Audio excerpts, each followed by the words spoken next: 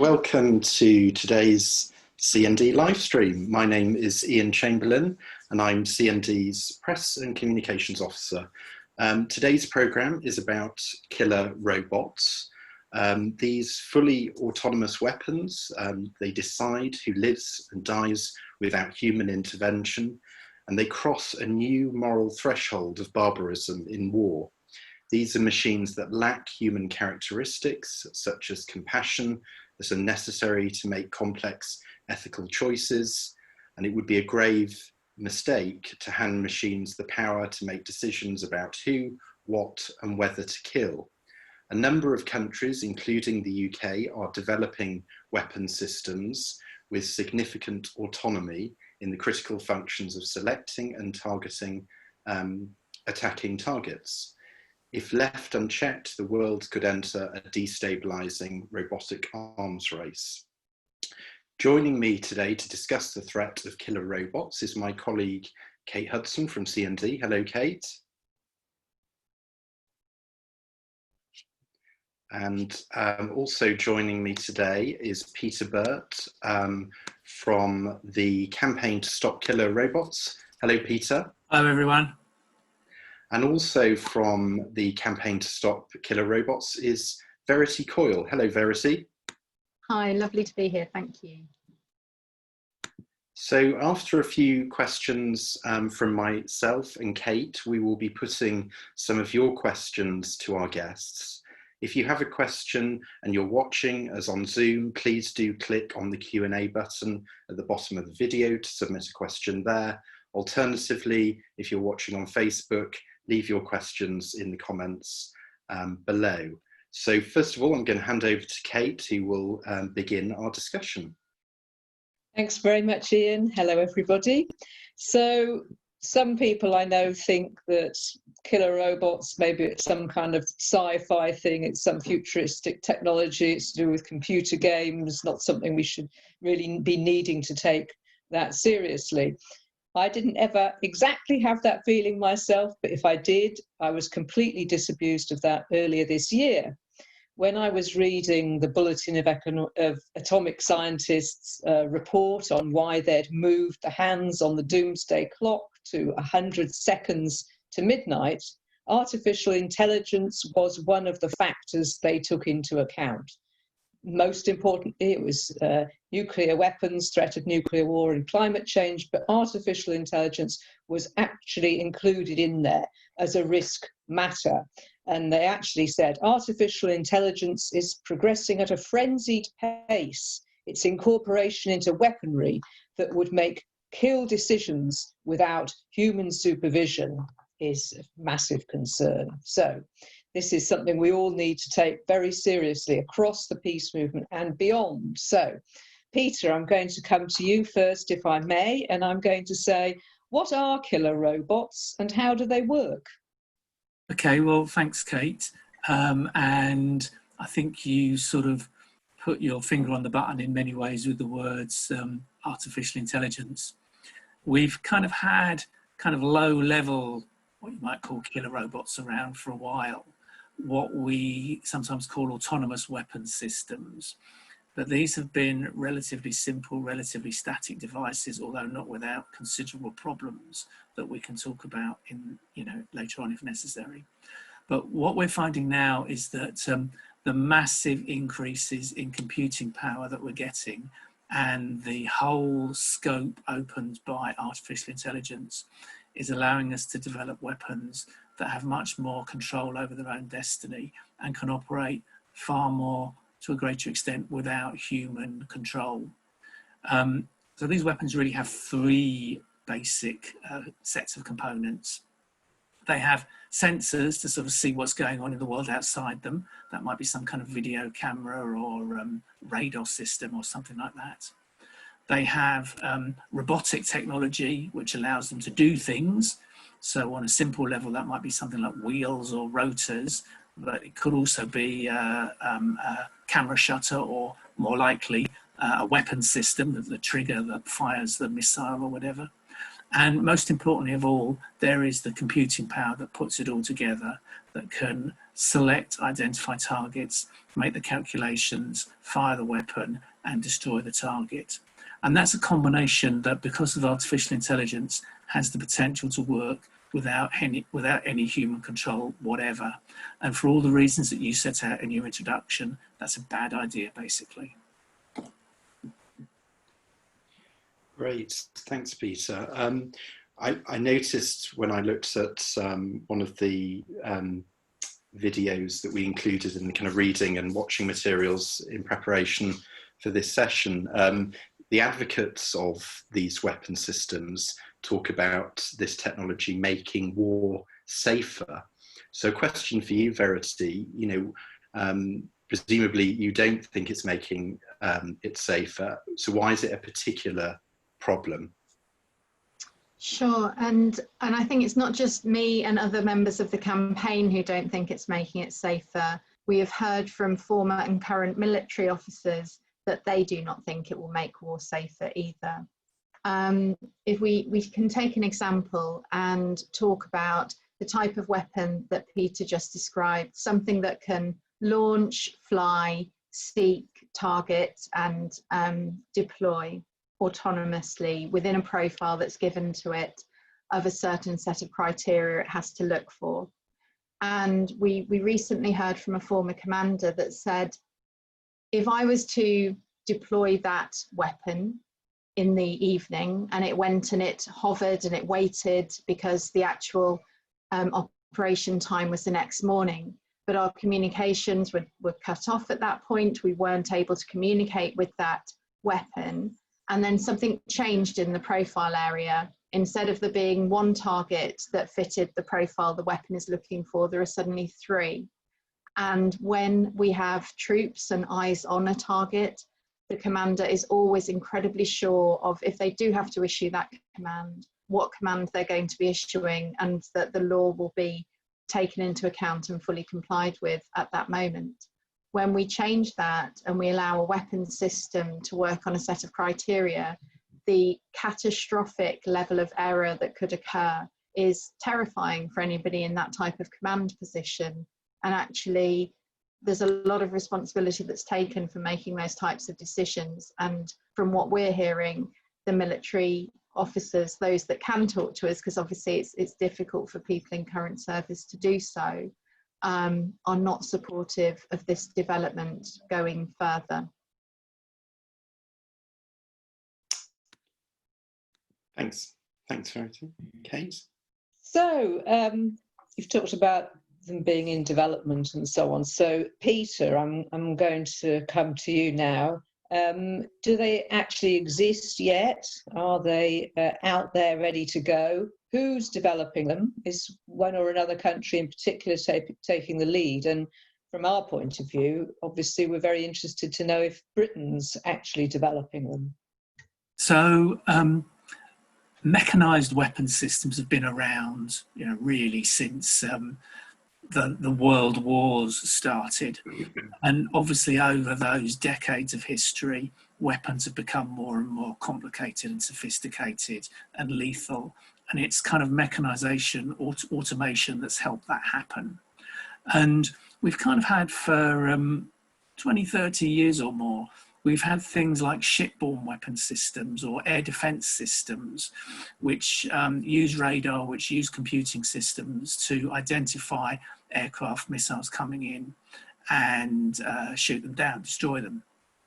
Now, the military will tell you, oh, well, we've had these weapons for so long, they're perfectly safe, nothing can go wrong, we already use them, everything's okay. But that's not the case, because we've had a number of quite tragic accidents where such systems, which are nominally under human control, there's supposedly a human operator for these systems, but things have gone terribly wrong. So, for example, in the first Gulf War, there were incidents, what they call friendly fire incidents, where Patriot missile defence batteries shot down an RAF Tornado and a US fighter aircraft. More recently, we've had the tragedies of flight MH17, the Malaysian airliner that was shot down over Ukraine by one of these air defence systems, which again was under human control, but under the circumstances, the crew thought it was a military aircraft and shot it down by mistake. And just a few weeks ago, we've had the shooting down of a Ukrainian airliner in Iran under similar circumstances. So even when these weapons are under human control, they can be incredibly dangerous and very, very serious mistakes can be made. Now, if you can imagine a situation where they're not under human control, then I think the stakes get raised even higher and the problems become even more compacted. The risks of misidentifying a target and shooting it down without even an operator to keep an eye on things. Because, as we said, things are moving so quickly because of developments in technology, that's increasingly becoming a problem. And we're moving away from static systems like ship-based systems or anti-aircraft systems to much smaller, much more mobile systems, which could be sort of based on drone technology, for example. Now, all of the major weapon-making powers are interested in this technology. The United States, Russia, China, Israel, United Kingdom, they all have programs working in autonomous military technology. What we found in this country is that there is an active program of research into the various components of autonomous weapons technology, the sensors, the robotics, and of course the artificial intelligence computing programs to put it all together. At the moment, the Ministry of Defence's position is, well, we don't want to build autonomous weapons. We're not interested in that. But that's a bit of a cop-out because they've got all the bits and pieces, you know, they've done all the basic research. It's just a question of if or when anybody thinks, well, actually, everybody else is doing this, so why don't we? And put all the bits together to make, you know, their own British autonomous weapon. So work is underway in, you know, often led by the major weapons manufacturers, but usually in the form of a consortium bringing together the expertise from universities and small businesses that's been doing a lot of the kind of underlying work in this area, led by programs like the ones which are run by the Ministry of Defence's Defence and Science Technology Laboratory. So it is a danger, it is an area where there's active work going on, and it is something that we need to act urgently to stop. Thanks very much, Peter. Yeah, thanks, Peter. So a question for Verity that sort of flows on from that is, what can we do to stop them? What sort of campaigns work and things like that do we need to be supporting? Verity. There's lots that we need to do, and now is the time to do it. Governments have been in international talks for 7 years now at the Committee on Certain Conventional Weapons at the UN, and they have not got as far as civil society would have liked them to. Myself and Peter are part of the UK coalition for the campaign to stop killer robots. The coalition is active in 66 countries now and has 160 NGOs within its membership. It also has academics within its membership. It also has technology experts within its membership. The interesting thing about the people who want to stop these weapons being produced and deployed is it's some of the people who theoretically are making the technology that could make it happen. And they're holding up their hands and saying, if that's what my work is going to be used for, I do not want to be a part of it.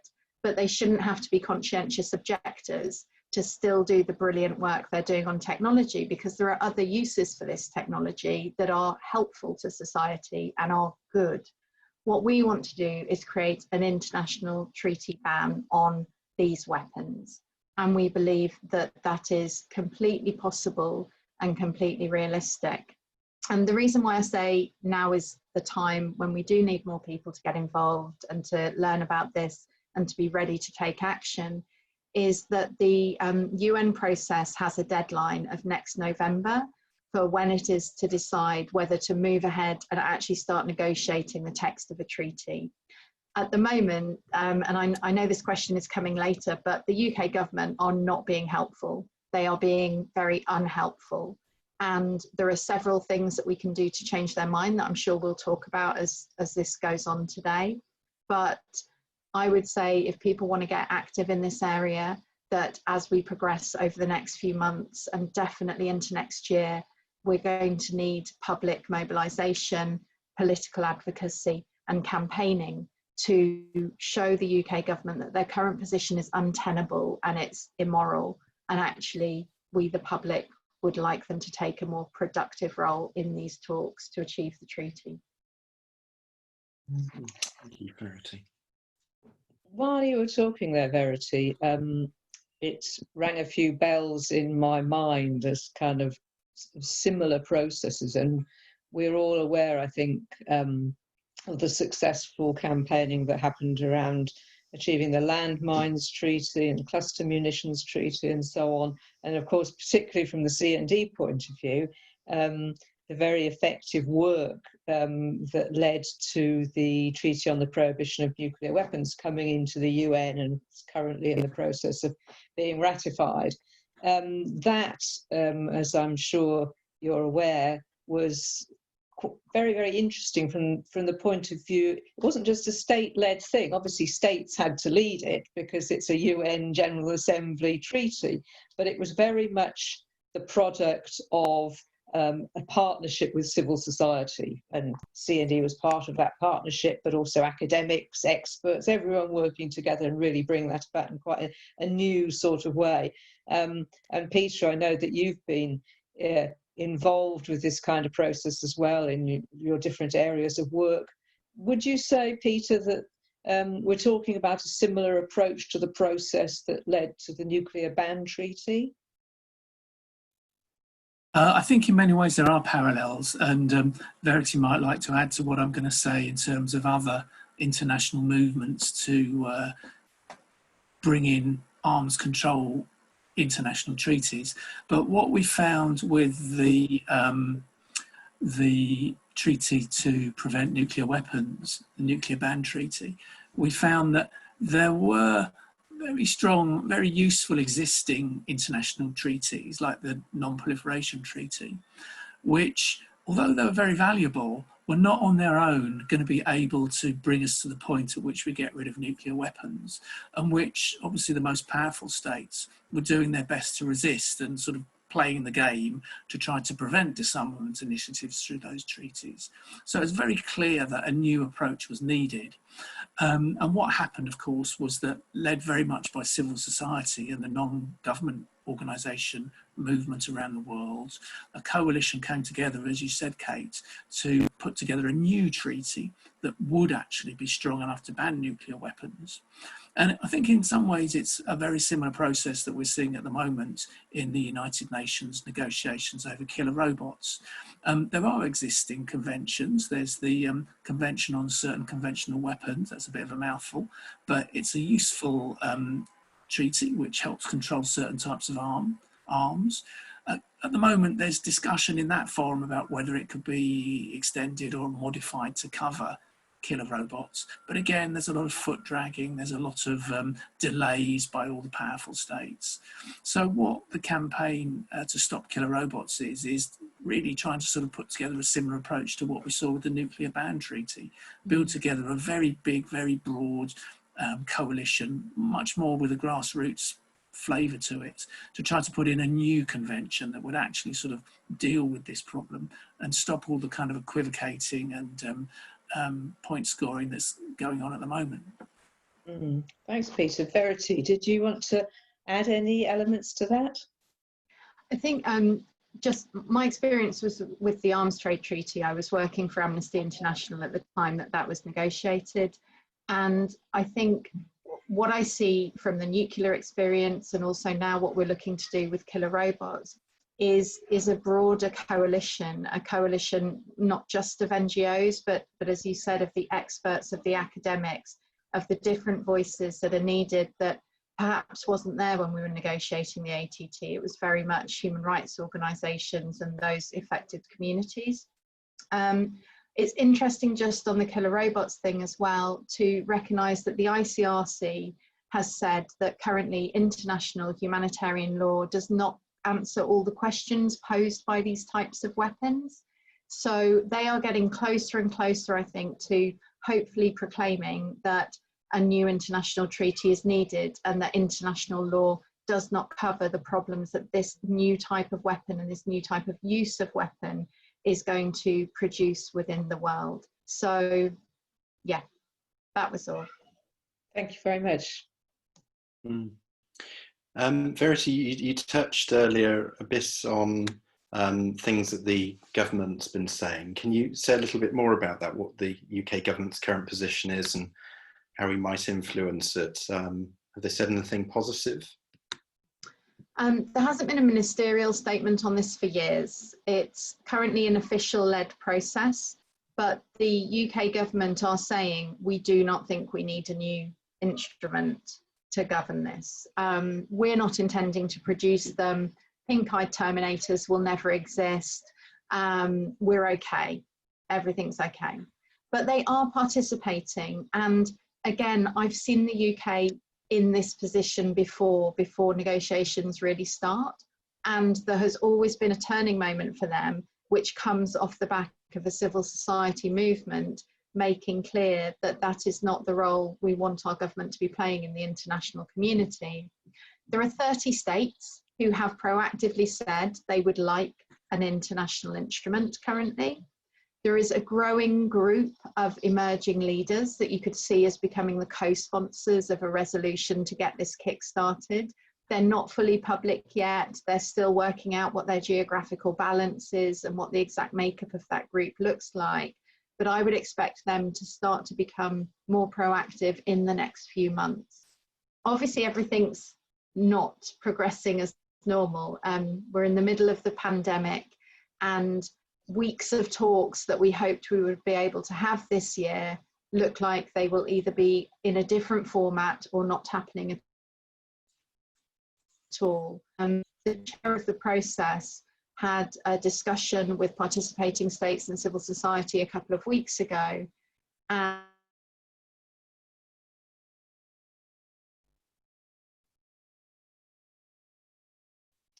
I think we may have lost Verity there. Sorry, we just lost could you just repeat the last maybe 15 seconds of what you said? We just lost you for a little bit. Sorry, guys. The chair of the process, the Latvian ambassador, is looking at ways to keep the talk momentum going. You know, how can we, if you have a virtual meeting, that's great if everyone's in a similar time zone. But if you want it to be participatory for all of the UN member states or all the high contracting parties, it's very difficult actually, because some people will have to be doing their working day in the middle of the night. So I don't think the UN has a solution for how this is going to work yet. And we are trying to think of productive ideas to put forward. At the moment, all we have is asking governments to complete their commentaries on the guiding principles. That's the text that we have at the moment, and that text is not meant to be the basis of a treaty. But I think as a positive sign, at the recent Berlin forum hosted by the German government that had about 60 governments participating, the overwhelming feeling was that the area that needs discussion, the area that needs to be worked through is that of meaningful human control. What does that mean, and how do we ensure it is still in place when we're talking about weapons that at the end of the day are designed to take life? Thank you. Really interesting. I hope you don't mind now if I just come on to one or two questions that we've received from CND supporters. I thought this was quite a good question from Ray Corness. Either Peter or Verity do answer this one. How are killer robots different to drone technology? Because there has been campaigns against drones. So how is your campaign different? And you know, is there an overlap with the technology, or is it very different types of technology? Yeah, that's a very good question, and the answer is the relationship is very close. The organisation I work for is Drone Wars UK, who focus very much on the use of military armed drones, but we have signed up to become a member of the UK branch, if you like, of the campaign to stop killer robots, precisely because we recognise this risk. You know, drone technology is very, very suitable and very, very easily adapted to being a sort of flying killer robot. And as technology improves and it's possible to sort of miniaturize, increase the size, decrease the size of everything, and prices fall, then unfortunately that kind of technology is becoming much more accessible, not just to sort of governments, but to all kinds of other people, possibly with malicious intent. So it is a concern, it's a good point, and that's why we in Drone Wars, feel very much that this is an area we should be involved in. Interesting. Actually, someone's just put up their hand, so I'm going to invite them to come in now. We've got Jane Wood. Are you there, Jane? I'll just be a little... I don't know if she's put her hand up. She's not talking. Whilst we just wait for Jane to come through, another question we have from Mark Thomas. He asks, will killer robots be used for conventional warfare in third world countries where they can be used for resource wars, as is the case for oil or minerals in Africa or Latin America? So yeah, I suppose Mark Thomas is asking where do you expect these weapons to be used mostly? Verity? I think that they could be deployed anywhere. This is one of the problems. There's a concern that if these weapons are available, it makes going into conflict or resource grabbing easier, because you're not putting troops' lives and the incredible cost of training, housing, feeding, moving troops around. Things become cheaper and things become quicker to do. So if an unscrupulous government or non-state actor has access to that type of technology, how they would use them is a question of how they would use any type of weapon where a power dynamic was concerned.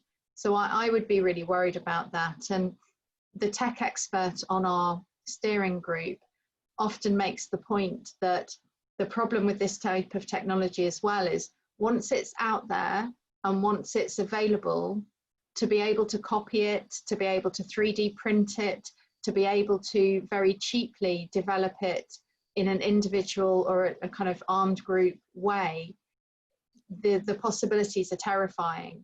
And if there is no ban, if there is no regulation of that type of weapon, then recourse is harder for how you go in to stop that or how you prevent it from happening in the first place. So the campaign is definitely looking at quite a few different models of how that legislation could be put together so that it has the prohibitive ban element to it, it accepts the dual use element of the technology and creates space for it to be used for other areas, but is very, very clear that without meaningful human control, the components that we're talking about should never be put together to create autonomous weapons systems. I hope that answered the question. Sorry, I might have gone slightly... Yeah, no, that was really clear. And we've got Jane Wood with us now. Can you hear us, Jane? Are you there? Oh, apparently she put her hand up by mistake. She's just messaged me. So we're not going to go to Jane. So another question we have from a CND supporter, from Sean Swain. He's asking about what lessons can there be learnt from science fiction? He asks, could Isaac Asimov's 3 laws of robotics be made to be the basis of an AI coding as a blanket worldwide rule in order to prevent the whole, this entirely, whole of this sort of negative stuff happening entirely? And I didn't really know much about Asimov's 3 laws, so I did look it up before the programme, and apparently in a book he published, I think in 1941, I might be wrong about that, he stated 3 laws which he thought should apply to all robotics.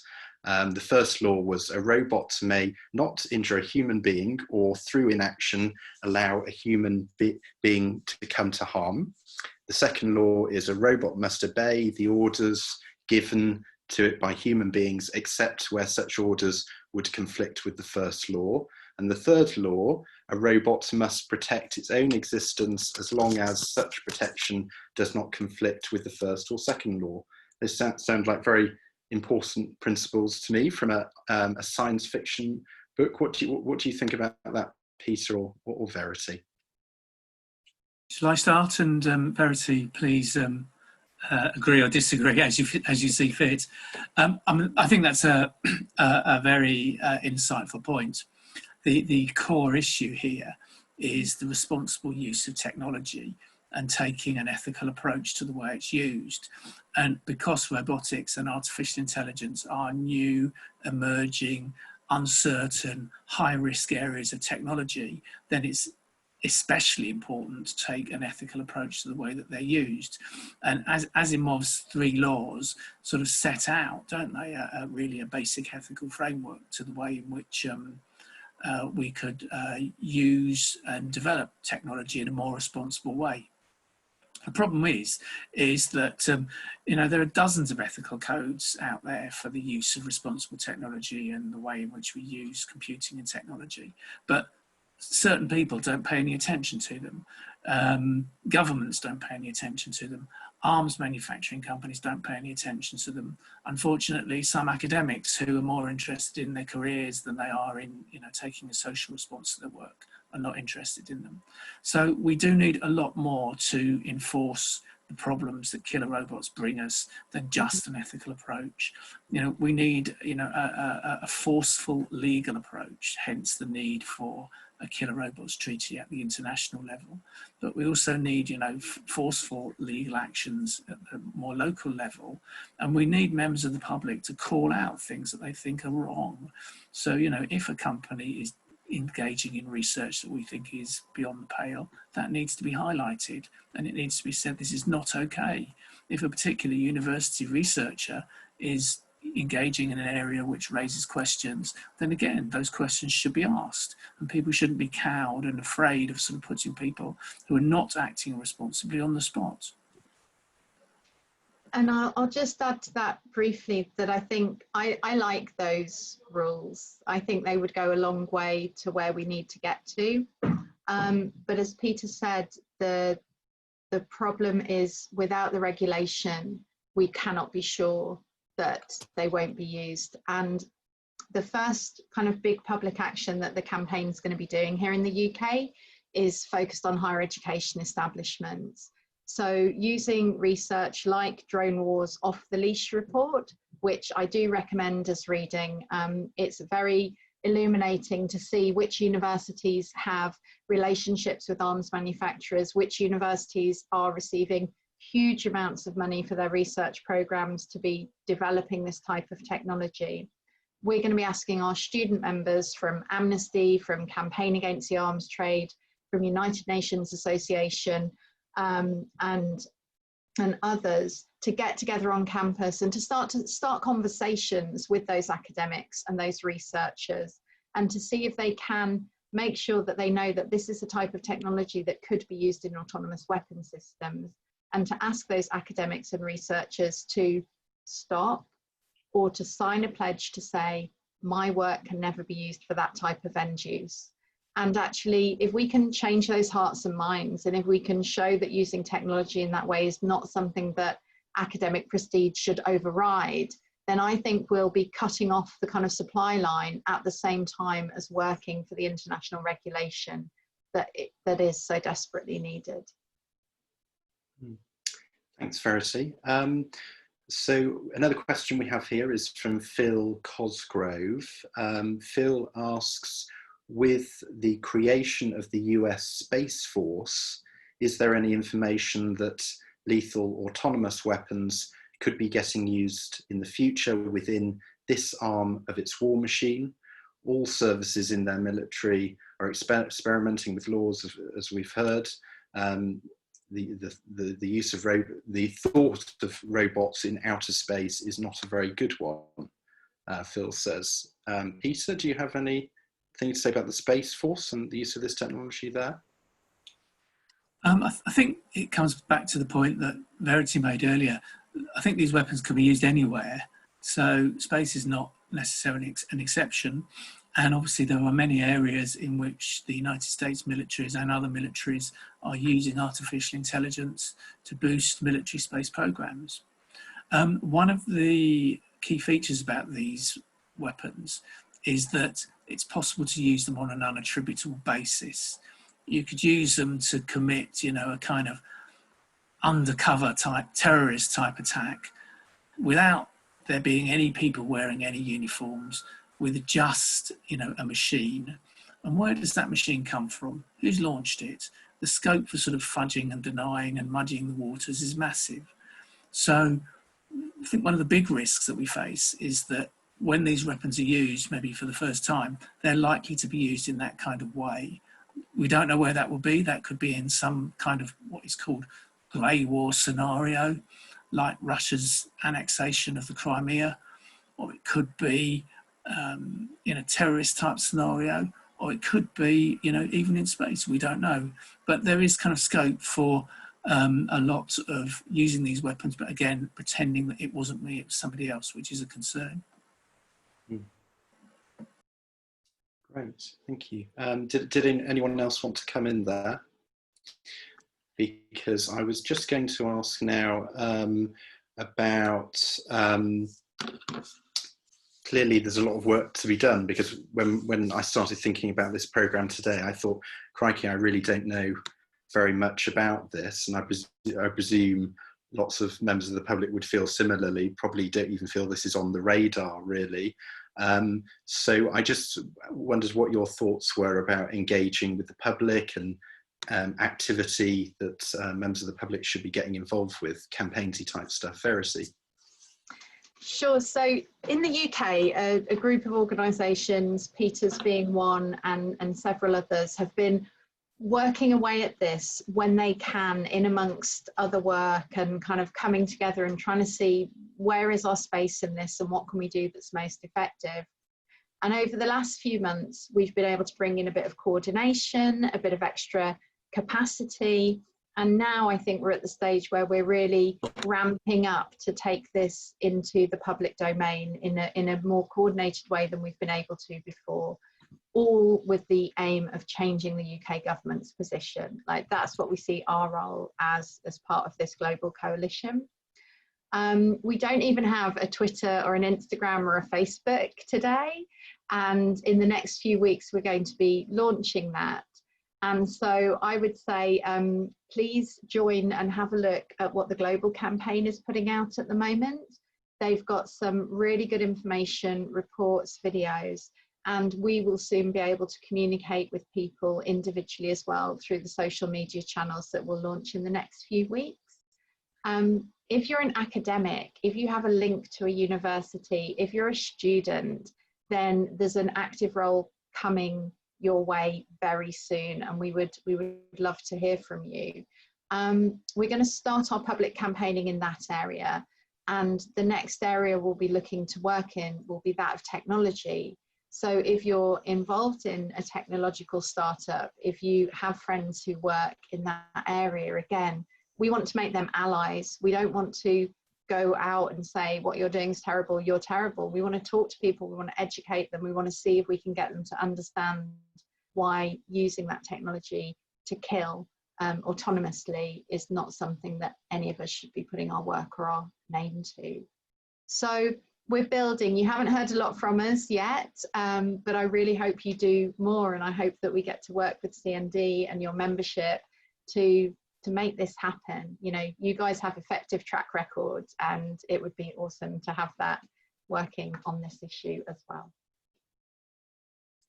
Great, thanks, Verity. And to either of you, really, do you feel like there's anything additionally that you'd like to say that haven't been covered by the questions or discussion that we've had so far? Were there any final points that you would like to make, Peter? Or Kate? Kate's put her hand up. Sorry to come in at the last minute. Verity mentioning, you know, working with CND and so on. Of course, we recently decided that we want to support the campaign, your campaign, because it's so important. But I wondered, you know, if any of our members come and say, well, this is very important, but it doesn't really relate to nuclear weapons and so on. Do you think there are applications of AI or killer robots, you know, that whole technology to the use of nuclear weapons? It suddenly came into my mind about Trump's usable nuclear weapons and his mini nuclear weapons and all that. Do you think there's going to be a crossover here as well? I can comment on that, and I think the answer is a most definite yes, because the military are looking at artificial intelligence to apply in absolutely every situation, from doing the accounts, counting the paper clips, to maintaining the trucks, right the way up to nuclear command and control.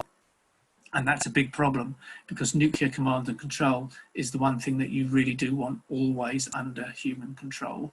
And you always want to make sure that everything is as robust and as fail-safe as possible. And if you use artificial intelligence in that area, that puts in big risks, because artificial intelligence, although the word intelligence kind of suggests, okay, it's kind of like a human, it thinks like a human, that's not the way computers works. Computers do not think, rationalize in the same way that we do as humans. They go through analytical processes, routines, and they spot patterns in data. So very different way of thinking to humans. And things can go wrong. Computers are good at doing simple things, making yes/no decisions, processing large quantities of data.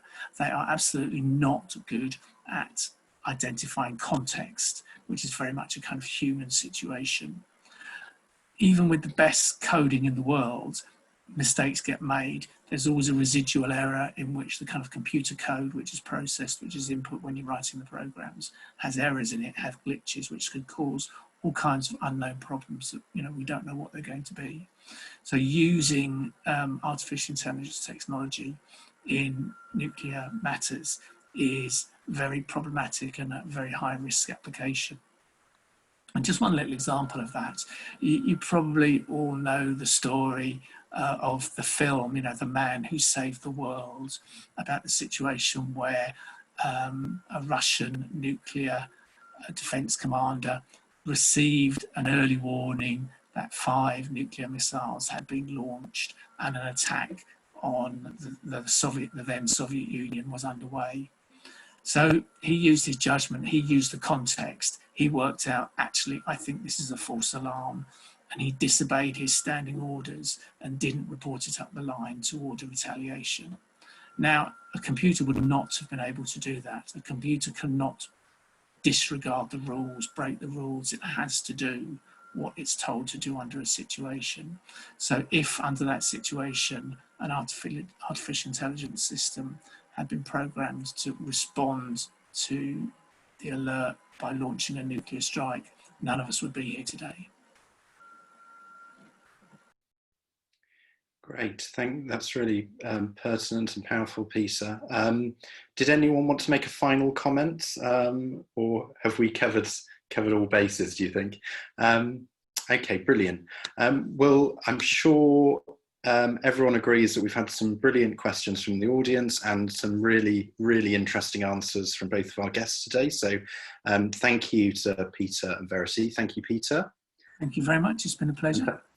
Thank you, Verity. Thank you. And also thanks to my colleague Kate joining us today. Just to say that we've had 6 of these programmes now, and if you've missed any of them, they are available in 2 places. You can either visit CND's Facebook page, and they're on the video section of our Facebook page, or you can go to the CND YouTube channel. The easiest way to get there is just to type Campaign for Nuclear Disarmament YouTube channel in Google or your search engine, and it's the first one to come up. We will also be sending out details of our next live stream in an email to you very soon. This will be my final live stream because I'm actually leaving my role at CND after 4.5 years, 4.5 brilliant years at CND. I've really enjoyed my time here. A real pleasure to work for such a brilliant organisation. I've learned so much from all of you and all of the CND staff and the fantastic membership. So it's been a real pleasure and a real pleasure fielding your questions in these sessions over the last few weeks. So yeah, it's goodbye from me, goodbye from all of us at CND, and we hope to see you again very soon. Thank you.